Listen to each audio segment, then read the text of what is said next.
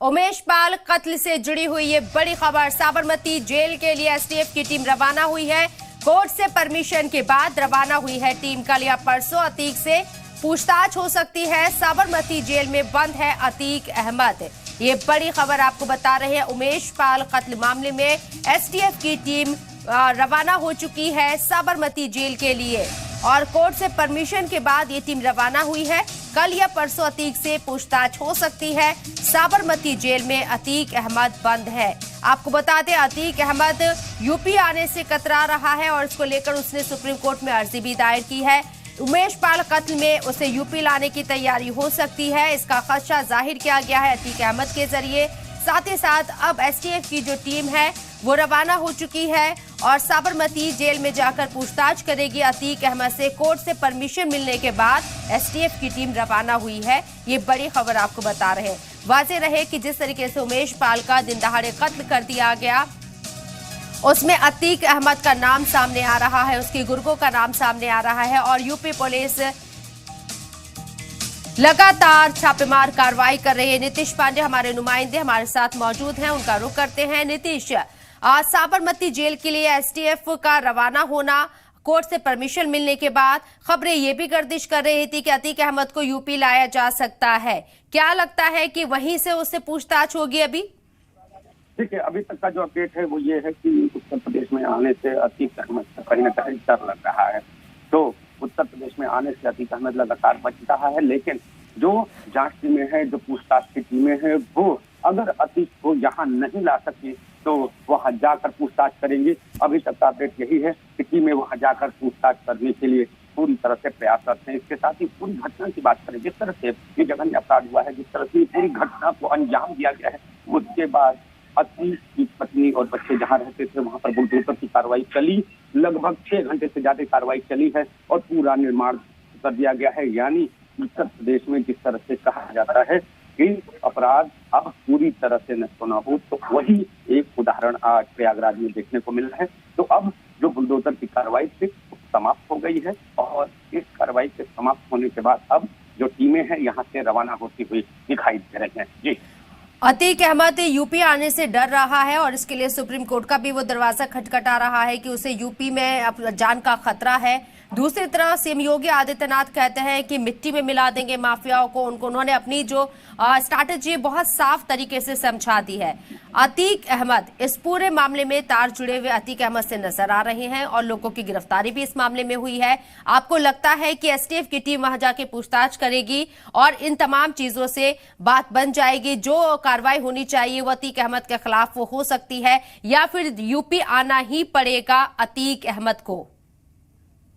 अगर कहेंगे तो इस पूरी घटना में जिस तरह से घटना हुई और जिस तरह से साथ जोड़ रहे हैं, उससे ये कहना कहीं भी गलत नहीं है कि इस पूरी घटना का मास्टरमाइंड अतीक अहमद ही है। लेकिन अभी जो जांच एजेंसियां हैं वो अतीक के पास जाने के लिए पूरी तरह से तैयारी में है। और इसके साथ ही आपको बता दूं कि जब कोई घटना होती है और टीमें गठित होती हैं, तो अगर बात करें तो सबसे पहले घटना की जो साजिश का सबसे पहला आपने होता है कि साजिश कैसे रची गई।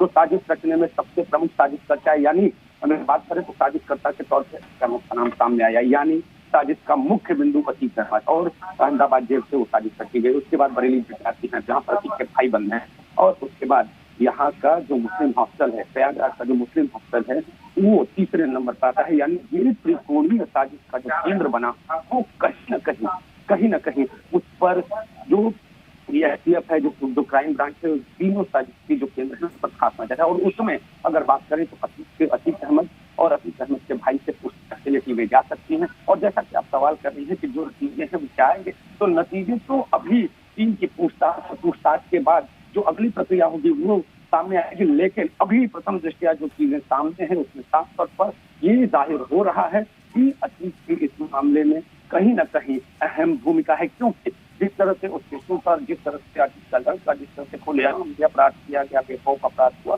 तो उसके बाद इस तरह की हत्या जैसी वारदात और अपने शहर के अपने दुश्मन को मारना मरवाना अगर उत्तर जो जेल में, अहमदाबाद जेल में बैठ कर अगर कोई करा सकता है, तो कहीं न कहीं इसमें अतीक अहमद की भूमिका प्रमुख है। और टीमें वहां जाकर पूछताछ करेंगे। करने के बाद ये देखना होगा कि बयान में कौन सी चीजें सामने आती है। लेकिन अगर बात करें प्रयागराज की, प्रयागराज में अब अपराध पर बुलडोजर चला है। इसके साथ ही इस घटना में एक जो अपराधी है उसका एनकाउंटर हुआ है और बाकी अशरफ जो अतीक अहमद का जो भाई है उसकी पत्नी को हिरासत में लेकर पूछताछ कर रही है टीमें, क्राइम ब्रांच और एसटीएफ की टीमें। तो एक एक राज्य पर और उत्तर प्रदेश में तो अगर बात करें नेपाल बॉर्डर पर, इसके साथ ही एमपी बॉर्डर पर, यानी उत्तर प्रदेश के बॉर्डर पर भी एसटीएफ और क्राइम ब्रांच की पैनी नजर है।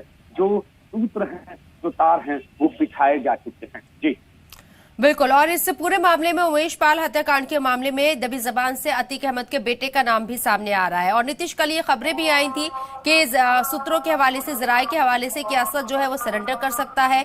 यूपी पुलिस की कार्रवाई से डरा हुआ है क्योंकि लगातार छापेमार कार्रवाई हो रही है और किसी को बख्शा नहीं जाएगा, ये वाजे कर दिया गया है। तो सीधे तौर पर अतीक अहमद के इशारे पर ये पूरी जो हत्याकांड को अंजाम दिया गया, अतीक अहमद का बेटे का नाम सामने आना, बहुत सारी ऐसी चीजें हैं और सीधे तौर पर अतीक अहमद को कटघरे में खड़ा करती हैं। निश्चित तौर पे। और जिस तरह से जो घटना हुई, घटना का जो वीडियो सामने आया उसमें अतीक का बेटा दिखाई दे रहा और इस वीडियो के सामने आने के बाद अतीक का लड़का फरार है, अतीक की पत्नी शाइस्ता फरार है। तो ऐसी स्थितियां जब सामने हैं तो ये कहना गलत न होगा कि अब अपराध का खात्मा होकर रहेगा, क्योंकि जिस तरह से अपराध हुआ, अपराध के बाद ये अपराध राजनीतिक मुद्दा बन गया। सदन में इस पर सवाल उठ गए और इसके सवाल को उठते ही मुख्यमंत्री योगी आदित्यनाथ ने ये साफ कर दिया कि अपराध के जीरो टॉलरेंस का पूरा इंतजाम है उत्तर प्रदेश में।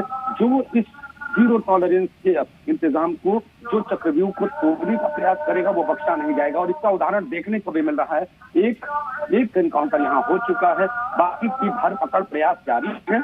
और इसके साथ ही अगर आप दूर हैं तो जो बुलडोजर है वो भी गरज रहा है, यानी जिस मकान में शाइस्ता, जिस मकान में वो अतीक के बेटे रहते थे, उस मकान को पूरी तरह से समझोज करके जो टीमें है वो यहाँ से रवाना हो गई। अब बात है, जब ये मकान टूटने जा रहा था तो यहाँ पर सामान क्या क्या मिले। तो सामान की बात अगर कर लें तो यहाँ पर एक कोलाज मिला है जिसमें अतीक अहमद और उनके परिवार की तस्वीर है और इसके साथ ही यहाँ पर एयरगन, इसके साथ 2 राइफल मिली है और तलवार मिली है। अब पुलिस और जांच में जो है, और इस हिसाब से उमेश पाल हत्याकांड में अतीक के ऊपर शिकंजा कसता हुआ नजर आ रहा है, क्योंकि अब यहां से एसटीएफ की टीमें साबरमती के लिए रवाना हो रही हैं। कोर्ट से परमिशन भी मिल गई है, इसके बाद ये रवाना हो रही है। बहुत बहुत शुक्रिया आपका नीतीश, तमाम जानकारी हम तक पहुंचाने के लिए।